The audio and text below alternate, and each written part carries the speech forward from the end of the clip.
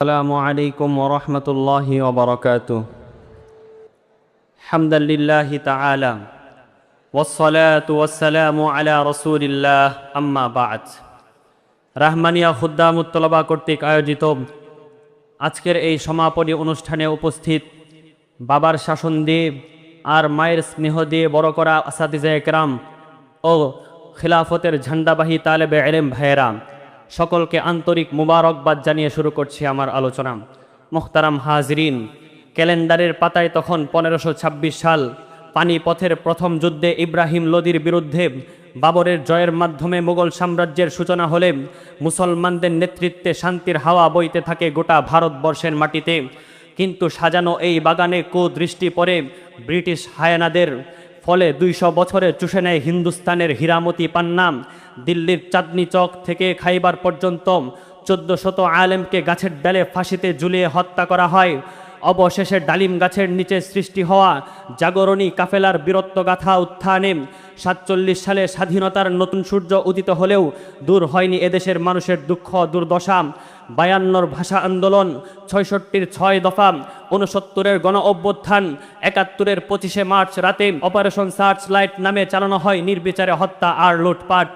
অতঃপর দীর্ঘ 9 মাস রক্তক্ষয়ী যুদ্ধের পর 30,000 শহীদের রক্তের বিনিময়ে দ্বিতীয়বারের মতো স্বাধীন হয় আমার সোনার বাংলা।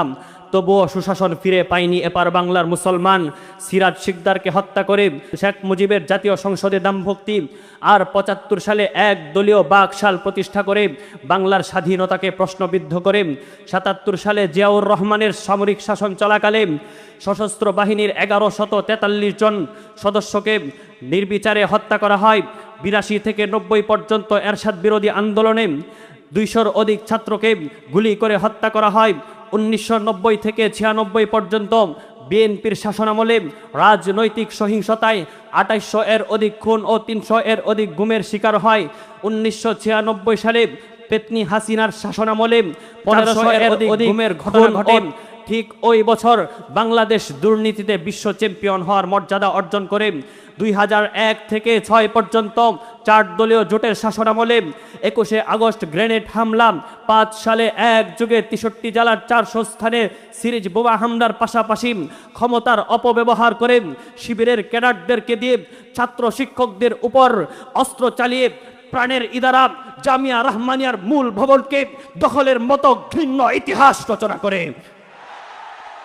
প্রিয় উপস্থিতি, এতদিন পর্যন্ত প্রহসনের ট্রেইলার চললেও মূল পর্ব শুরু হয় 2009 থেকে। সচিবালয় থেকে শুরু করে বিচার বিভাগ পর্যন্ত ব্যাপক দলীয়করণ, দ্রব্যমূল্যের চরম ঊর্ধ্বগতি, গণমাধ্যমের উপর একচেটিয়া আধিপত্য, ফারাক্কার নুনতা পানির বিনিময়ে ট্রানজিট সুবিধাসহ হাজার হাজার টন ইলিশ আর আম পাঠিয়ে ভারতের সঙ্গে নতজানু পররাষ্ট্রনীতি, মেগা সিরিয়ালের বিভিন্ন পর্বের মতো বাংলাদেশ ব্যাংকের রিজার্ভ চুরি, এস আলম গ্রুপের 6টি ব্যাংক লুট, 2011 সালে শেয়ার বাজার থেকে দরবেশ বাবার 1 লাখ কোটি টাকা আত্মসাৎ, মুজিব বর্ষ উদযাপনের নামে 4000 কোটি টাকা খরচ, পদ্মা সেতু ও মেট্রো রেলের উন্নয়ন তাসবিহ জপতে 234 বিলিয়ন ডলার পাচার করে কানাডায় বেগমপাড়া কায়েম করে আওয়ামী লীগের নেতারা আজ ঘাট কাঁপাচ্ছে। প্রিয় উপস্থিতি, কথায় আছে নৌকা আর ধানের শীষ, 2 সাপের একই বিষ। প্রচলিত রাজনীতির এই নাটকীয়তায় অনেক নেতা বদলেছে, সরকার বদলেছে, রক্ত আর লাশের মিছিলে স্বাধীনতার পুনরাবৃত্তি হয়েছে। তবুও কিন্তু রাষ্ট্রীয় দমননীতি ও গুম হত্যার সংস্কৃতি অপরিবর্তিত থেকেছে। কেননা আমরা কোরআন সুন্নাহর রাষ্ট্রনীতিকে ভুলে গিয়ে আব্রাহাম লিঙ্কনের নাপাক গণতন্ত্রকে আঁকড়ে ধরেছি। অথচ সাহাবায়ে কেরাম রাজনীতির ক্ষেত্রে কোরআনকে আইন, সুন্নাহকে দিশা আর নেতৃত্বকে আমানত মনে করতেন। ওমর রাদিয়াল্লাহু তাআলা আনহু বলেন, ফুরাত নদীর পারে একটি কুকুরও যদি অনাহারে মারা যায় তাহলে আমি দায়ী হব। হযরত উমর ইবনে আব্দুল আজিজের ইনসাফ ও ন্যায়ের বদৌলতে বাঘ আর বকরি একই ঘাটে পানি পান করেছে। আর আজ আমার দেশের মৌলবীদের গণতন্ত্রকে ইসলামাইজেশন করতে করতে দাড়ি সাদা হয়ে যাচ্ছে।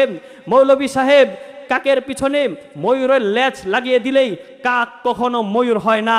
প্রিয় উপস্থিতি, দুর্নীতি ও গুম হত্যার প্রচলিত রাজনীতি থেকে উত্তরণের কেবলমাত্র একমাত্র পন্থা হচ্ছে ইসলামী খিলাফা। অতএব সকল তন্ত্র মন্ত্রকে লাথি মেরে ইসলামী খিলাফা পুনরুদ্ধারে কিছু পদক্ষেপ গ্রহণ করতে হবে। নাম্বার 1, দাওয়ার মাধ্যমে ইমানি চেতনাকে জাগিয়ে তুলতে হবে। এরশাদ হচ্ছে ইয়া আইয়ুহাল্লাযীনা আমানু আমিনু কামা আমানান নাস।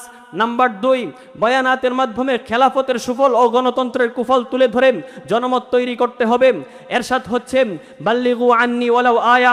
নাম্বার 3, বিশ্বমানের সামরিক শক্তি তৈরি করে প্রশিক্ষণপ্রাপ্ত সৈনিক তৈরি করতে হবে। এরশাদ হচ্ছে ওয়া আইদ্দু লাহুম মাস্তাতাতুম মিন কুওয়া। নাম্বার 4, এক মার্কাজ থেকে এক আমিরের নেতৃত্বে জিহাদের জন্য প্রস্তুত হতে হবে। এরশাদ হচ্ছে ওয়ামা লাকুম লা তুকাতিলুনা ফি সাবিলিল্লাহ। নাম্বার 5, খিলাফতে রাশেদাকে সামনে রেখে তালেবান কর্তৃক আফগানিস্তানের ন্যায় আমাদের দেশেও খিলাফতের ঝান্ডাকে সমন্বিত করতে হবে। তাহলেই ফিরে আসবে সোনালী যুগের হারানো দিনগুলো। সংগ্রামী সাথী ও বন্ধুগণ, সংগ্রামী সাথী ও বন্ধুগণ, আজ বাংলার প্রতিটি অলিতে গলিতে ইসকন ও রয়ের অপতৎপরতা চোখে পড়ার মতো। গত কিছুদিন পূর্বে চট্টগ্রামে 92 জন আমেরিকার সৈন্যের আগমন আমাদের চোখের ঘুমকে কেড়ে নিয়েছে। ভিশন 30 বাস্তবায়নের লক্ষ্যে আমেরিকা চায় চট্টগ্রাম বন্দরকে কেন্দ্র করে বাংলাদেশ ও 7 সিস্টার্সকে খ্রিস্টান রাজ্যে পরিণত করতে। এদিকে ভারত চায় চট্টগ্রাম বন্দরকে কেন্দ্র করে বাংলাদেশ ও 7 সিস্টার্সের পরিপূর্ণ নিয়ন্ত্রণ নিতে। স্পষ্ট ভাষায় বলে দিতে চাই, এদেশে স্বাধীনতা কচুরি পানার নেই বসে আসেনি। আমাদের পাগড়ি দেখেছ, পাগড়ির নিচের তপ্ত মগজ দেখনি। আমরা তো সেই জাতি যাদের ধমনীতে বইছে খালেদি খুন, যাদের নিঃশ্বাসে প্রশ্বাসিত হচ্ছে আইয়ুবী হুঙ্কার। যদি আবারও রক্ত দেওয়ার প্রয়োজন হয়, রক্তের বন্যা বয়ে যাবে, রক্তের বন্যা বয়ে যাবে, লাশের পর লাশের মিছিল হবে। তবু আমার দেশের স্বাধীনতার সার্বভৌমত্বকে রক্ষা করার জন্য আবারও তিতুমিরের বাঁশের কেল্লা তৈরি হবে, আবারও শামিলির ময়দান কায়েম হবে, আবারও 71 ফিরে আসবে, আবারও যুদ্ধ হবে, আবারও যুদ্ধ হবে। তবু আমার দেশের 1 ইঞ্চি মাটিকেও, 1 ইঞ্চি মাটিকেও রক্ষা করে ছাড়বো, করে ছাড়বো, করে ছাড়বো ইনশাআল্লাহ। নাসরুম মিনাল্লাহি ওয়া ফাতহুন করিব ওয়া বাশশিরিল মুমিনিন। আসসালামু আলাইকুম ওয়া রাহমাতুল্লাহ।